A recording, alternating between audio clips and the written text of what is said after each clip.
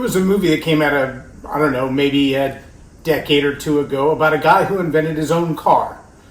And it was around the turn of the century when everybody else was making a lot of cars. And then in the 40s and 50s, it became a really special kind of car. In fact, it was one of the first cars that the headlights would turn when the wheels would turn. Welcome to Leading Leaders Podcast. 5-minute videos, 5 days a week. I'm Loren Norris with Leading Leaders Podcast. And that car eventually became a very popular car, and they got some backing and they got some investments, and they actually started building some. They got prototypes on the road, and then the big car industries came up with the idea that that car could actually compete against us. Even though it's a really small manufacturer, there's some nice things about that car that other people are going to like, and so that car faded off into nowhere. Well, what happened to it? What happened to that car? I believe it was a Hudson. Maybe I'm mistaken. If you know, type it in the comments. But see, this car with the steerable headlights, this car with the newer technologies, this car with all these fancy ideas was competing head to head with the big guys who didn't have the best ideas, but they had more money. And if you've watched Ford versus Ferrari, you'll see that statement when Ford the second, and it's suggested that his comment was, "I don't care what it cost. Just beat Ferrari." At one point, the comment is made in the movie that it's about a $9 million project to build this car that'll beat Ferrari. But see, it comes back to that having all the money and having all the talent and having all the ability to build a car doesn't do anything unless you have the right driver in it. It also doesn't do anything unless you do it at the right time. And see, when it comes to leadership, just like world history, just like automobile racing, or even playing in a sports arena, timing is everything. It's everything. And if you don't ask yourself, what are the parallel timelines that are going on in the way that I lead? What are the things going on in society? I mean, who would have thought at this time last year that we would be removing brand names from pancake syrup and pancake mixes?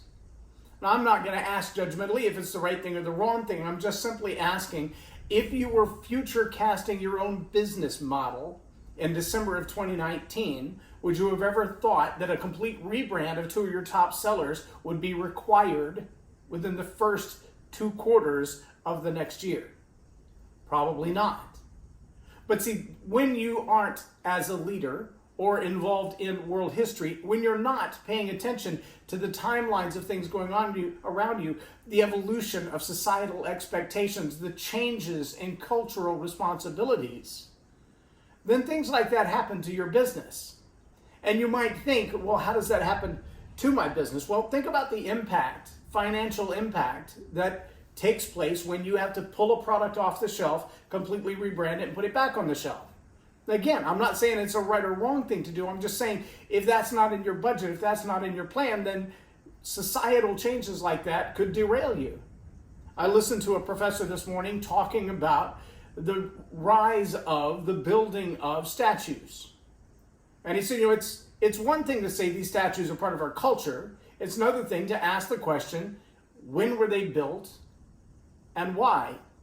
Well, I can't question the motives of the individuals who chose to build them, to invest their money to make the statues, but it is pretty ironic when you look at the timeline of all other historical and cultural events that were going on at the same time those statues were built, and you have to ask yourself what was changing in the world while these statues were being built.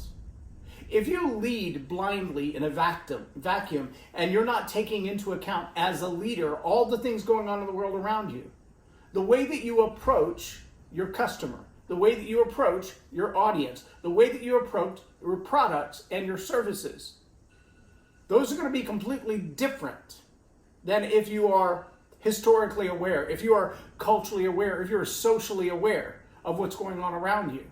And so I challenge you as a leader, be astute, be aware, be informed, be educated, and understand that as the world is changing around you, you as a leader, as an influencer, you have an obligation to be honoring to those things that are changing as well. You may agree with them or not agree with them, but you cannot ignore them. I'm Loren Norris with Leading Leaders Podcast for Tell It Like It Is TV. Have a blessed day. Subscribe now for our next extensive video library of leadership lessons promoting faith, family, and freedom.